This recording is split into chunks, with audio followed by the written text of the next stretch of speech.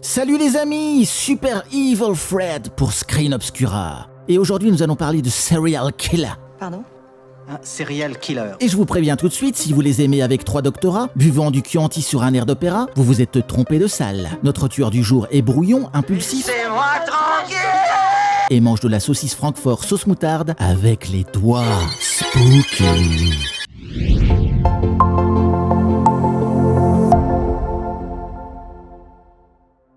Angst, retitré Schizophrénia pour la France, est un film autrichien de 1983, jugé tellement glauque, tellement extrême lors de sa sortie, qu'il sera tout bonnement interdit dans la plupart des pays d'Europe et carrément classé X au pays de l'oncle Sam. Non mais rangez le rouleau de Sopala, ce n'est pas ce genre de cinéma. Privé d'exploitation en salle, le film devra attendre sa diffusion en VHS pour acquérir une réputation culte chez les cinéphiles amateurs de sensations fortes. Moi, par exemple, j'adore regarder des films gore pendant que moteur le gag. Avec parmi eux Gaspard Noé, qui n'hésite pas à affirmer que Schizophrénia est le film fondation de sa filmographie. Le film fondation de Gaspard Noé. C'est bizarre, je croyais que c'était la Boom 2. Mais qu'a-t-il donc ce film de si sulfureux, de si dangereux ? De prime abord, rien. Inspiré d'un fait divers qui a défrayé la chronique en Autriche en 1981, le synopsis est basique comme ma mère. Après 10 ans d'incarcération, un meurtrier se remet à tuer à la seconde où il est libéré. Ici, pas de what done it et pas d'enquête policière procédurale avec du rouquin en Ray-Ban qui se tient la ceinture.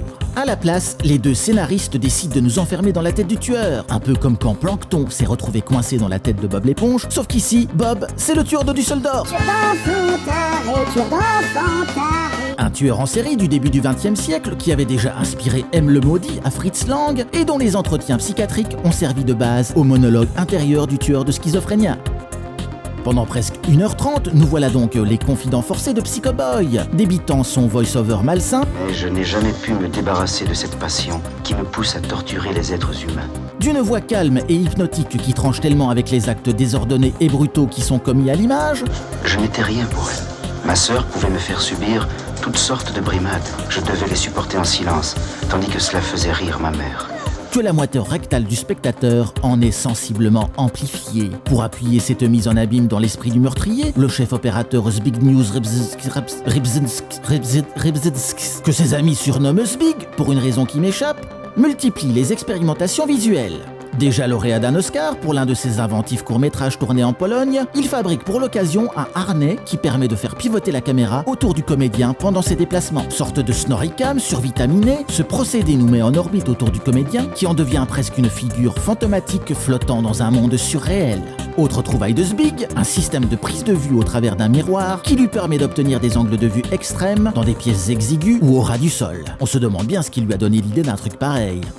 Ajoutez à ça des plans de poursuite où la caméra est fixée sur tyrolienne, ou des travelling complexes exécutés sur une grue de chantier, et vous obtenez une production qui transcende son budget étriqué de 400 000 boules pour obtenir une esthétique encore aujourd'hui assez incomparable. Un visuel singulier pour un protagoniste qui ne l'est pas moins, car l'assassin que nous suivons tient plus de la bête sauvage que de l'humain. Esclave de ses pulsions, incapable de dissimuler son excitation, comme dans cette scène de bar où il se met quasiment à saliver comme le loup de Tex Avery en reluquant ses potentielles victimes. Ou encore à 2 doigts de souiller son caleçon molletonné en s'imaginant trimballer des cadavres dans le coffre de sa voiture. Un tueur désorganisé, sur le fil du rasoir, parfois submergé par sa propre folie, qui ne prémédite rien, se laissant porter par les événements comme une espèce de Forrest Gump du crime, tenaillé par cette seule idée fixe. Tuer. L'acteur qui donne corps à ce tueur over the top, c'est Erwin Leder, dont le nom implique l'existence d'un Rowan beau gosse. Un comédien qu'on a pu voir dans le Das Boot de Wolfgang Petersen, ou plus récemment dans le premier Underworld de 2003. Déjà avantagé par son physique, disons, particulier, l'acteur se serait inspiré des patients schizophrènes et maniaco-dépressifs qu'il a côtoyés durant son enfance, dans la clinique psychiatrique dont son père était directeur. Non mais sérieux, le gars, il travaillait son rôle depuis le CM2, putain. Tu peux pas tester, De Niro.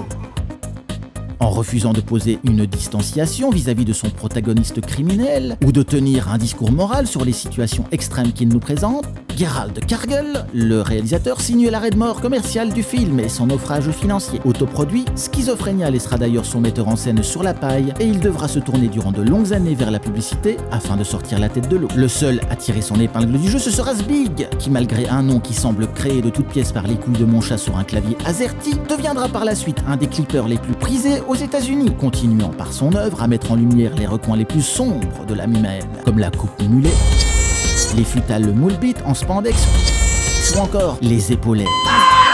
Presque 40 ans plus tard, Angst reste encore un film unique en son genre. Et si le cœur vous en dit, l'excellent éditeur Carlotta Film propose depuis 2012 une superbe édition Blu-ray, agrémentée de nombreux suppléments passionnants. Et si cette chronique vous a plu, n'hésitez pas à mettre un pouce bleu et à vous abonner si ce n'est déjà fait. Et pour ma part, je vous donne rendez-vous le mois prochain pour un nouvel épisode du Nanar du vendredi et à décembre pour un autre Screen Obscura.